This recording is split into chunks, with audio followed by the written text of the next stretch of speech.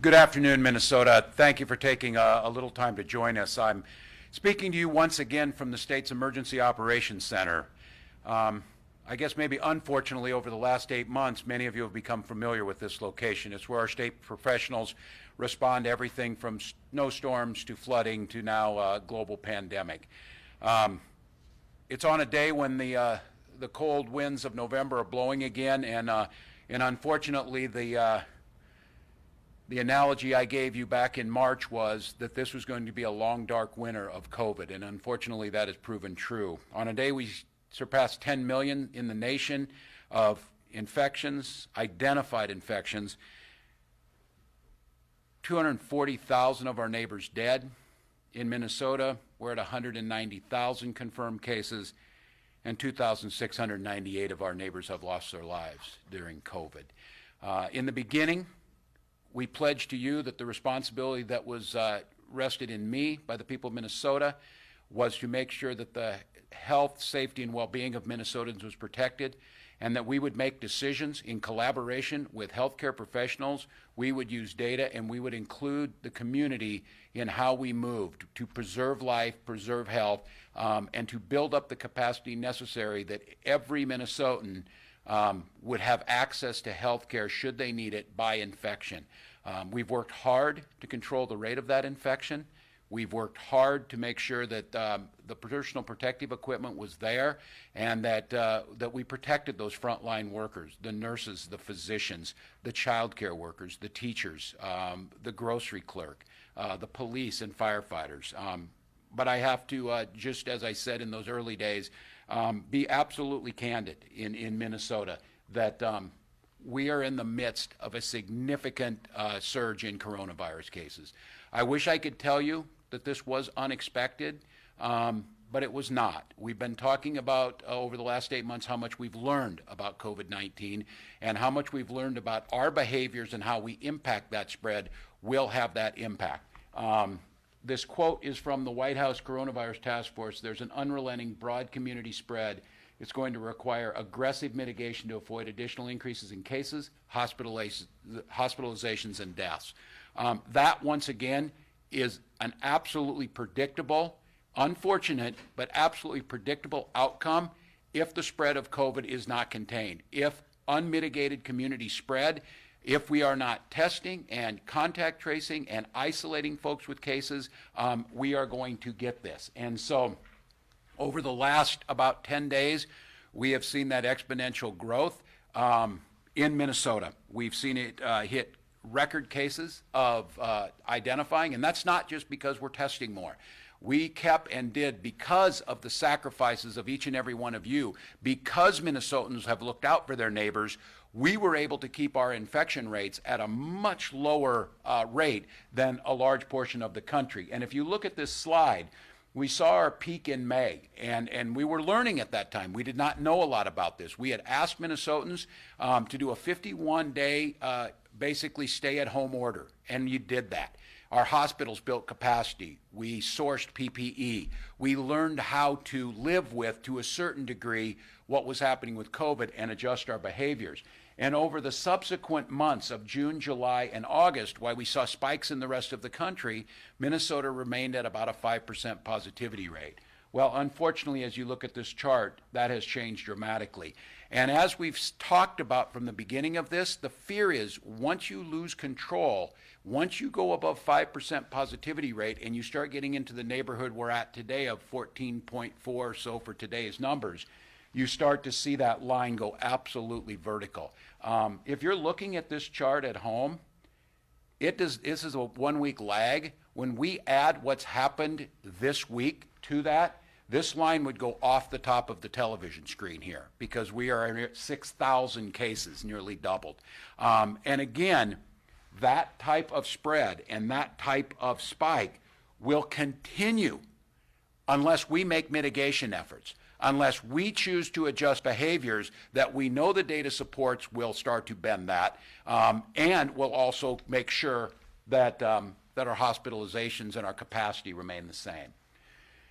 When this originally started, just like anything that is close human contact, we saw the spread was much higher in urban areas, not surprising. In the upper Midwest, outside of Illinois and Chicago area, Minneapolis is the largest urban area, bigger than about 2 times bigger than Milwaukee. And if you look at surrounding states like Iowa or Nebraska or South Dakota or North Dakota, much more rural. So in the beginning of this pandemic, you started to see numbers much lower. I would make the case that that lulled people into a false sense of security.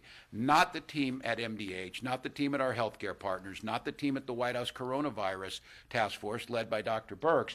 We understood early on it would just be a matter of time. And if you're looking at this chart, every corner of our state is being impacted by this, some much more dramatically than others. And the thing that I think most of you out there understand is while we're collaborating together and we have our capacity for hospital space, bed space, and I'll talk a little bit more about the real critical piece of this, those professionals and the staff that are there, they are not equally dispersed across the state. So in some areas, a spike of 100 or 200 cases requiring hospitalizations reaches us to that critical stage where we need to move into surge capacity. And I'd just like to reiterate to Minnesotans, the hard work that you did to buy that capacity is paying off, and it will continue to pay off in the future. You've seen it in states surrounding us where they started to move into their surge capacity. State of Wisconsin set up a hospital at their state fairgrounds. We have that capacity. The professionals you'll hear speak after I'm done here will talk to what that is. So this is not a situation where we're panicked. It is not a situation where people are not going to get care, but it is a situation that it will change dramatically. And our ability to be able to deal with this will change very, very quickly. A couple months ago, I mentioned the surge in Arizona, where Arizona went from 5% positivity rate to 20% positivity rate in about a matter of 2 weeks. And I said that will happen here if we don't make some of the right decisions around this. And I didn't say that because I'm looking to the future or guessing or hoping it would not happen. It's because it is the absolute path of the virus. And so what you're seeing now is where Arizona was around the 4th of July is what appears to look like where Minnesota's at. Just 10 days ago, Minnesota was 21st in infection rates, about in the middle of the country. North Dakota was 1, South Dakota was 2, Wisconsin was 3, Iowa was 4, Nebraska was 5. We will quickly join that group if we don't make the decisions that can mitigate that and start to bring that down. So, excuse me. Talking about the healthcare capacity and this our surge capacity, you're going to hear from Dr. Morris and Dr. Gorelick in just a little bit to talk about what this is. Just to be clear, we don't build out massive amounts of empty hospital space. It doesn't make sense economically. It doesn't make sense space-wise. So our hospital capacity, what we've learned is whether people have the flu, they're in to give birth, they're having appendicitis, or God forbid we have an auto accident, we're able to handle that. And there's enough built into it if certain things happen. But this is not a certain thing. For those who are wondering right now, the first weeks of December tend to be the peak hospitalization periods for flu, and we're starting into that season. As we speak, there are 4 people statewide hospitalized for flu, unlike the 1,200 plus for COVID, and that will certainly go up. What you're looking at is beds in use, capacity in parts of the state, and then beds available. That beds available, I hope everyone's able to see how very, very quickly with an exponential spread. We've been looking at cases 4 and 5, 6,000, positivity rates now average over 10%, and deaths and ICU capacities going up. It is absolutely heartbreaking, but we can project with some certainty where we're going to be in 10 days and where we would be in 20 days. What we have the capacity to do is start to change that by our behaviors. But you will open your paper and it will not be unusual for you to see 50 or 60 potential deaths based sheerly on the numbers of where we're going. So that's why it is so critical that at this point in time, we take a look at this. And here's what's happened. As it's spread more, Obviously, more people are going to need hospitalized. We said early on about 15% of people, and this is when we were first learning about COVID, about 15% of people would need hospitalizations and about 5% of them would need ICU capacity.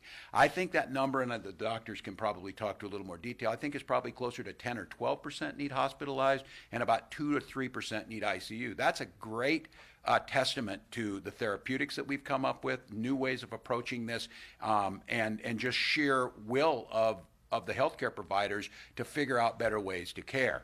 But if the volume increases so dramatically, even that 10 to 12% that need hospitalization or that 2 to 3 that need an ICU will overwhelm us. And the real problem we have is this. While we built up and we have surge capacity, we have N95 masks, we have the proper protective equipment, we're simply running out, and this is what's happened around the country, of personnel, because they're also getting COVID. They're also getting hit by this. And what ends up happening is that our staffing shrinks to the point where it becomes impossible to even fill the rooms if we have them to provide the care necessary. And again, Minnesota, and it's a testament to folks like Dr. Morrison Gorlick, who will be up here in a minute, Minnesota had a better handle on this with a better view of how many beds we had, and we're able to cross-level people to other facilities to be able to get a handle on that.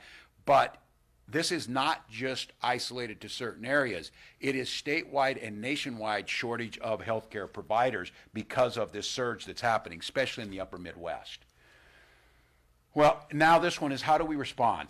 And from the beginning, my pledge to you was to follow the science, to follow the data, to understand the social implications of the decisions we made and what that impact would be, and try and provide a balanced approach. This Venn diagram shows the Stay Safe Minnesota, the well-being, the economy, and controlling the spread, and trying to strike that balance. I told you one of the first times I spoke with you during the stay-at-home order is that could not go on indefinitely. The economic, the social, the health, the mental health aspects of a prolonged stay-at-home order would be too detrimental. We had to find a way that allowed us to find some way of sustainability.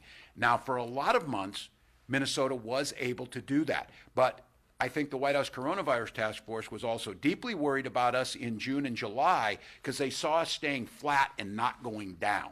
And it felt like something was going to have to break at one point or another. And unfortunately, once it came to the upper Midwest, and I think that there's a lot of data starting to be gathered about this, more than likely the thing that many of you know is as we started to move back inside, we started to see the spread happen more. And as Chris Erzman, our infectious disease director, reminds me often, there's ways that we can reduce the risk, but not eliminate it. And just because reduced risk does not mean no risk. And I think for some of us, all of us, and I include myself in this, that belief that if we just gathered with family in our backyards or just in our dining room, and these are people that we know, that would be okay. What you're going to see is that is not okay. And that's where a lot of this spread is starting to come from.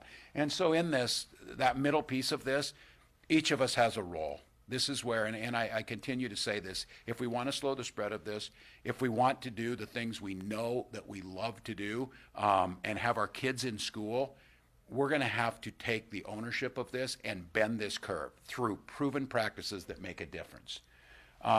Again, I want to highlight some of you, if you go Google it, I think it's our students in Martin County, a group of students put together a very factual, data-based, scientific approach of what it takes, wearing masks, social distancing, get a test if you need one, isolate, and help communicate with contact tracers to get a handle on this. They were doing that because they said, we want to be in sports this fall. We want to be in school. We want to learn. We want to think about our futures. And they made a video asking their community to help them with this, help by doing some of these things. So I want to just be very clear. Wherever it got that there was a false choice that do you want to play football or go to school or have businesses open, or do you want to fight COVID?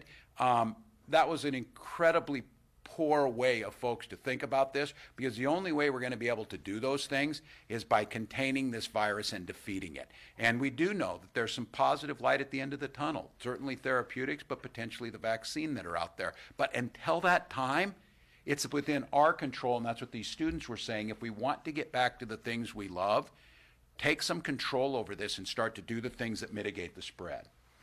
So here's what we're seeing.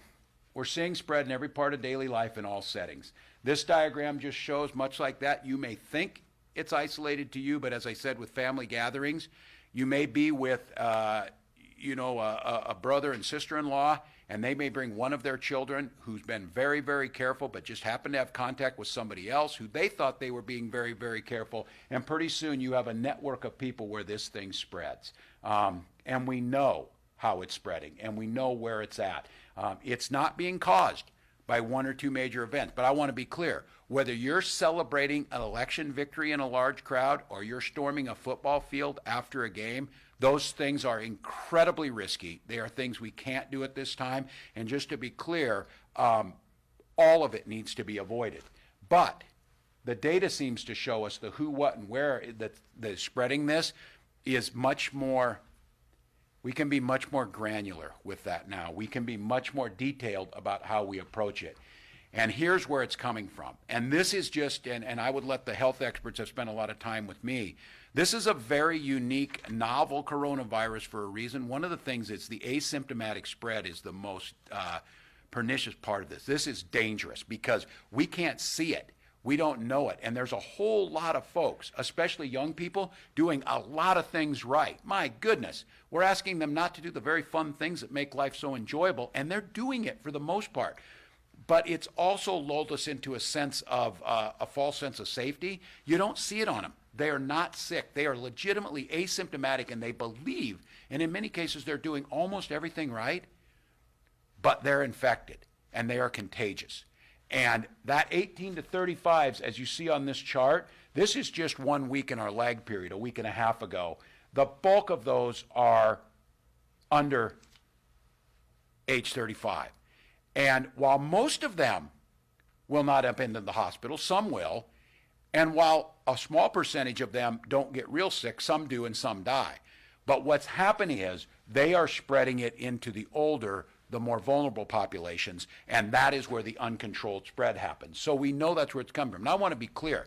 This is not pointing fingers. This is not blaming. This is young people have been incredibly, as I said with the group in Fairmont, incredibly proactive on trying to help this.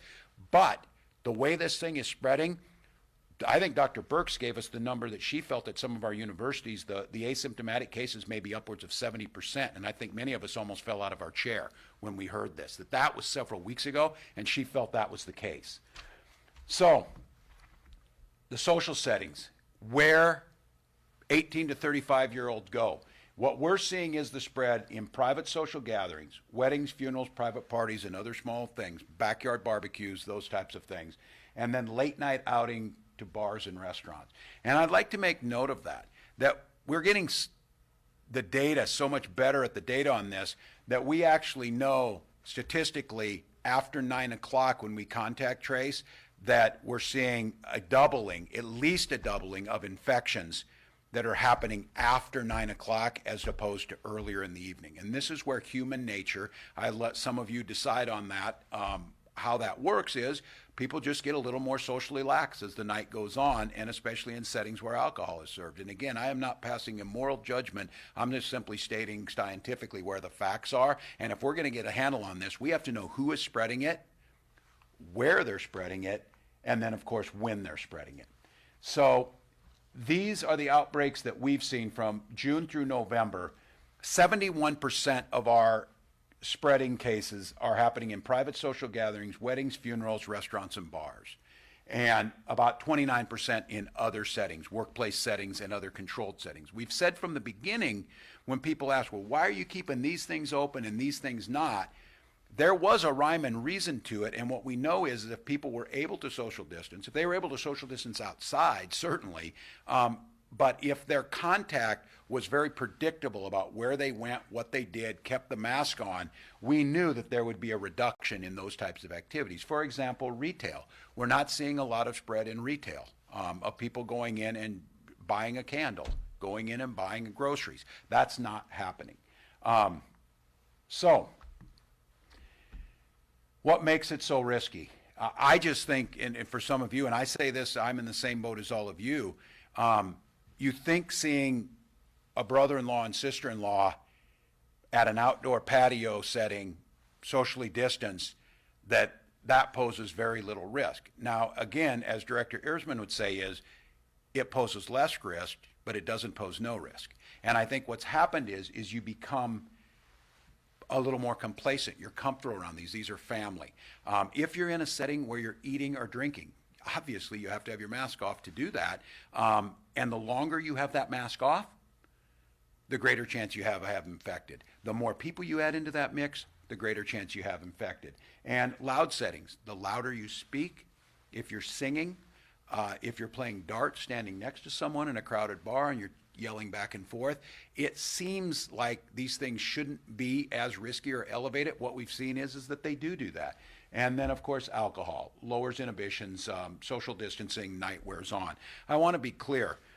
It's certainly not our intention to demonize any industry or any activity. It's simply important for us to understand what we know 8 months into this, what spreads this thing, who gets it and is more likely to spread it, what's happening with asymptomatic spread, and what is our most targeted approach, our most surgical way of looking at reducing these things, all again to make sure we don't overwhelm the hospital system, we don't overwhelm the staffing that's at those, and we buy ourselves that time towards we get to a vaccine.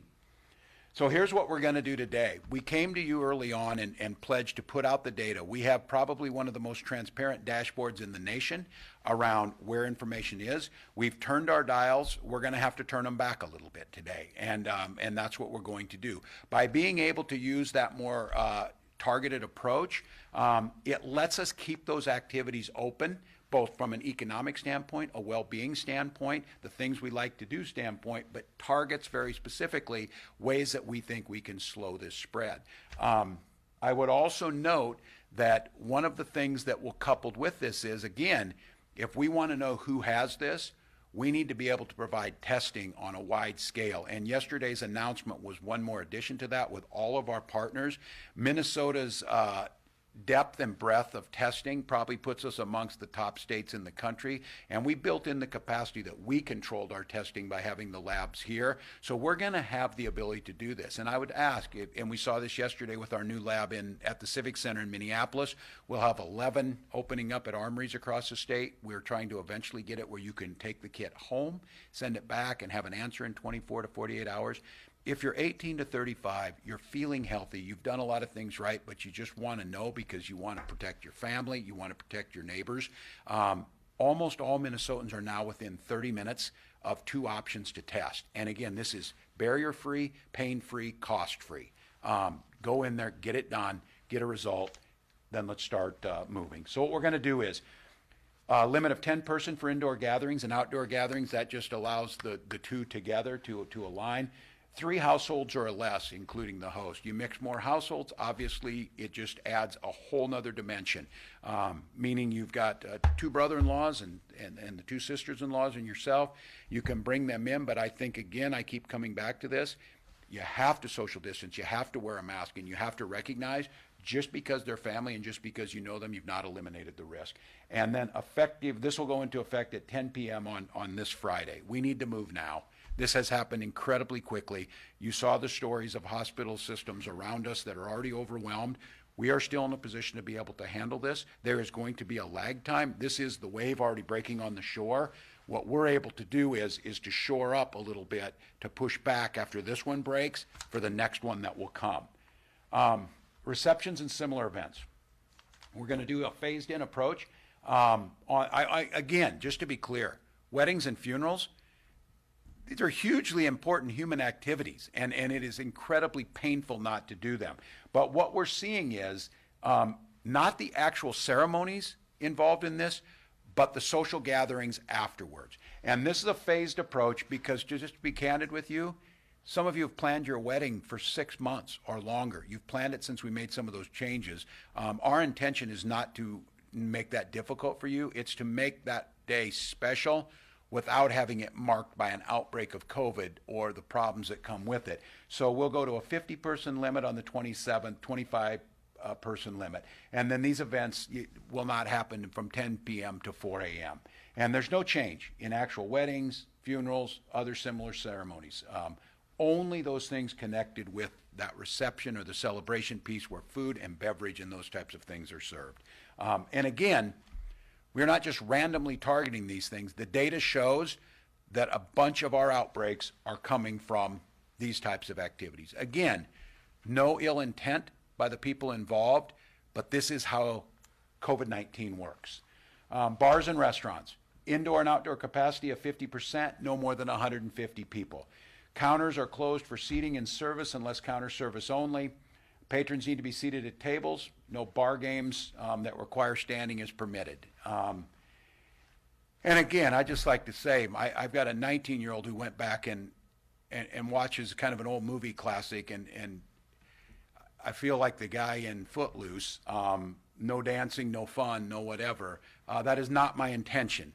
My intention is to keep you safe so that you can all dance a lot longer and that our neighbors don't put them at risk. But I recognize this is painful. It's no fun. I'm as frustrated as you are. We should have broke the back of this thing months ago in this country. We have not. But now is the time for us to do it. No dine-in service 10 to 4, but open for delivery and takeout. And I'm just going to say, our hospitality industry has done more than anybody should have ever asked of them. And they have done it so right, and they have gone to great pains, whether it be filtration, whether it be plexiglass, whether it be masking. And this is happening not because they're being lax, but because it's the setting that the virus is most effective at spreading in. And that is incredibly painful. I would encourage all of you, spend money at these businesses. My wife today ordered Thanksgiving dinner for our family from Colossal Cafe, and they're going to provide it, and we'll go pay them and be grateful for what they did. We can all do some of that to keep these folks going, but I think it's really important to recognize they have made every effort possible, and this is going to be painful. This is going to be painful for them, and we can help a little bit. This goes into effect this Friday night at 10 p.m. Here's what we're going to do today, coupled with it, especially targeted for those restaurants and those small businesses being impacted. We have $10 million that's in the Small Business Relief Grant Program. This is money that can move immediately to them as grantees. We know that this does not make them whole. We know the federal government's PPP program helps some of them, but not all. But our hope is to buy a bit of time here. And I'm telling you folks, if we can break the back on this thing, we can get through this over the next 4 to 6 weeks. We see some of the promise with the Pfizer announcements and some of that. We can get to the other side of this without putting more people at risk. So this $10 million additional funding, businesses have already applied for relief, help about 1,000 more businesses pay for their bills, pay their workers if they need to. So we have to take the strong steps. I recognize the regulation alone is not going to do it. I'm making the plea to you once again. You've done an incredible job with it, but we can't let down. Whether it's COVID fatigue, whatever it might be, the data supports, and it's there, masks work, social distancing work, keeping indoor gatherings to a smaller number, making some of these smart choices will make a difference. It will save people's lives, it will keep people out of the hospital, and it will allow us to go back to school, keep our businesses open, and get back to normal faster.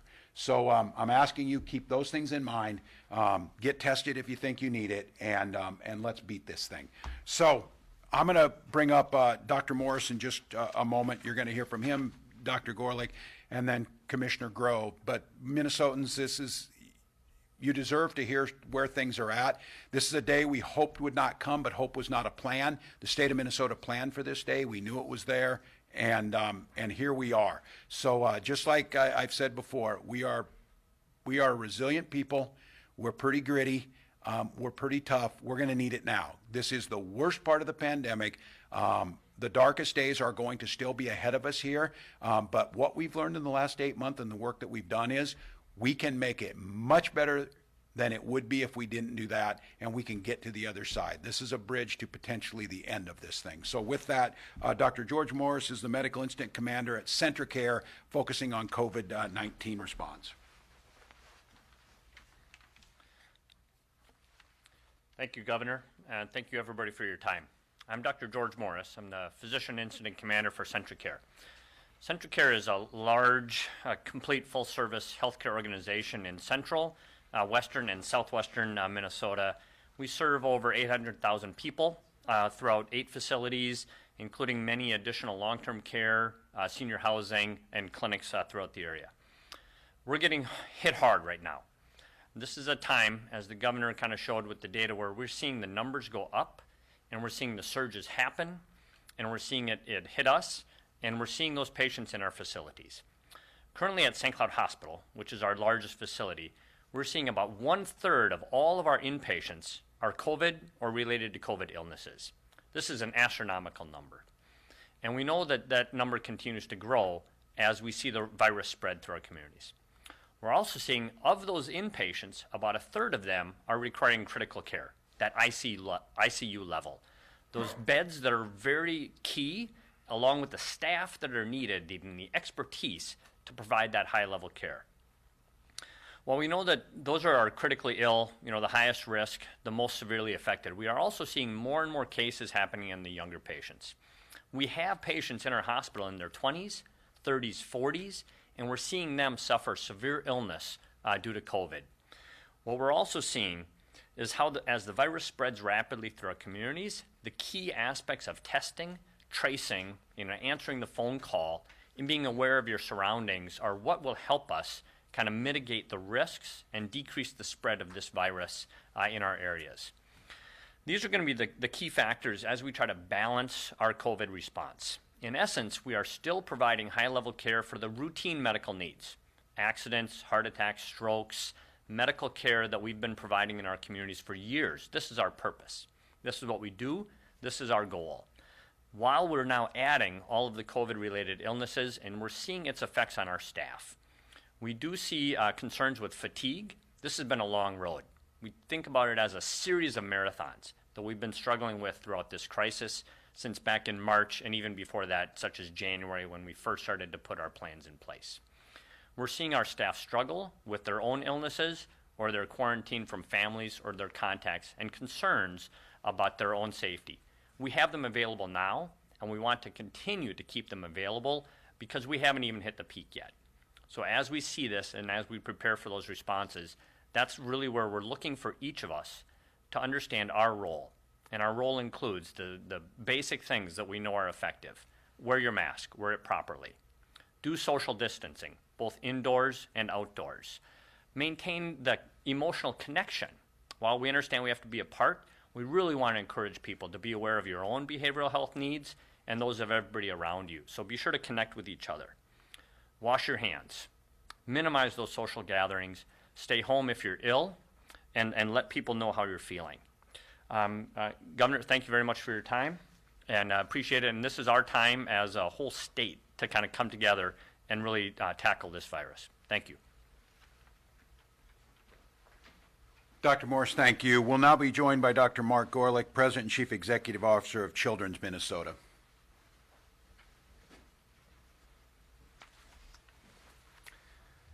Thank you, Governor. Thank you, Commissioner Malcolm. Thanks for your leadership, and thank you for inviting me to be here and to share a little bit of the healthcare provider system perspective on all of this. My name is Dr. Mark Gorelick. I'm the President and CEO at Children's Minnesota. Children's Minnesota is one of only about 32 independent freestanding pediatric health systems in the country, and we are based here. Our 2 hospitals are in the Twin Cities metro, but we see patients from every county in the state of Minnesota and from the surrounding states as well. As you've heard, we are facing a dramatic increase in the number of cases of COVID-19, including in hospitalized patients.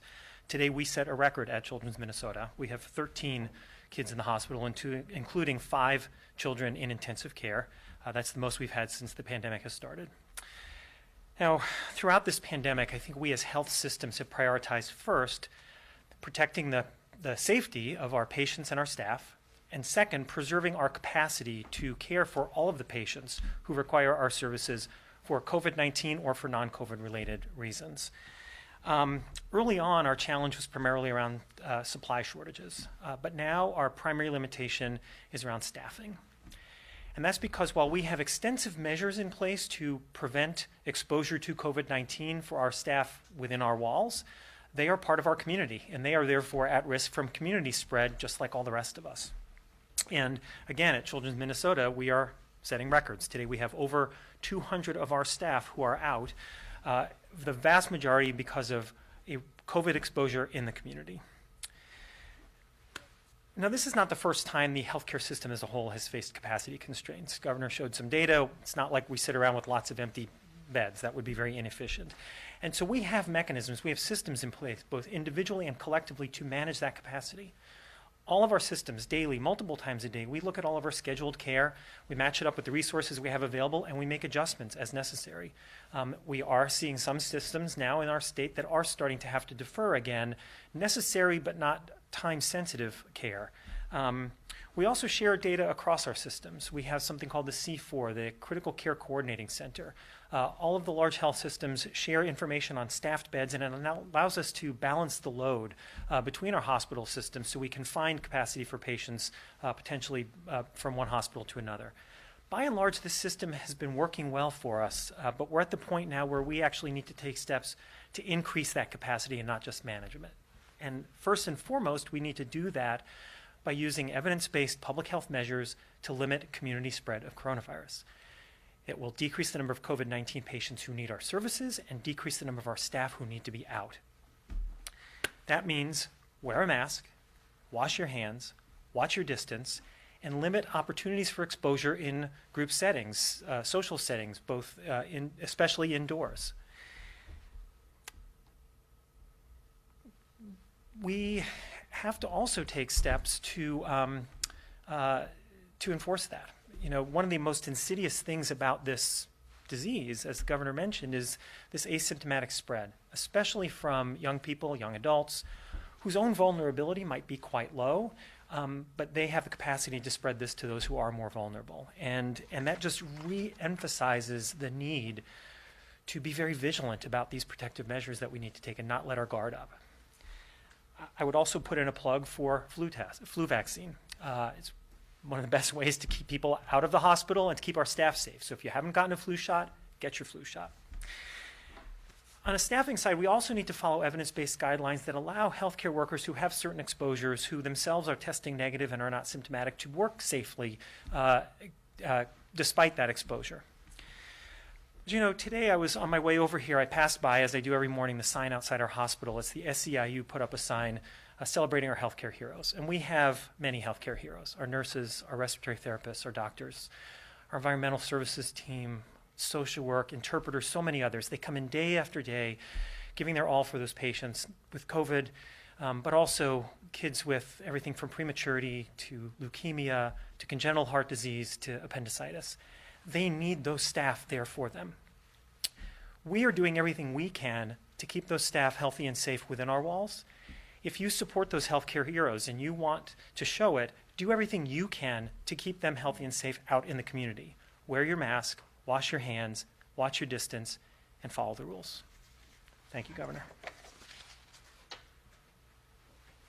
Thanks, Dr. Gorlick. That last message is one that I would just echo and thank you for that. And I would note that I, as governor, obviously been able to understand and see this a little deeper. But I hope all of us know how lucky we are to the coordination and the quality of health care that Minnesota has. This idea of the C4 and that communication happening together, that's a rarity amongst states. Many did not have that capacity. Some are just trying to build it. These folks and our systems had that in ahead of time. And with that being said, I'm going to turn it over here to Commissioner Steve Grove, and I'd like to note someone who spent their entire life building jobs, creating innovation, understanding that our free market economy and the work that's done out there provides us a quality of life for so many of us, and that has been under threat that most of us, almost all of us, have never seen since the Great Depression. Only those that are of our seniors have seen anything close to this. And I'd have to note that Commissioner Grove is the one that's on the front line dealing with businesses who are in shock, who are in financial straits, who are angry, confused, all of those things. And he is the one that brings their voice, making sure that they're heard when we're making these decisions. With that, Steve Grove. Well, thank you, Governor, and thank you, Dr. Morris and Dr. Gorlick. Good afternoon, everybody. Steve Grove, Commissioner of the Department of Employment and Economic Development.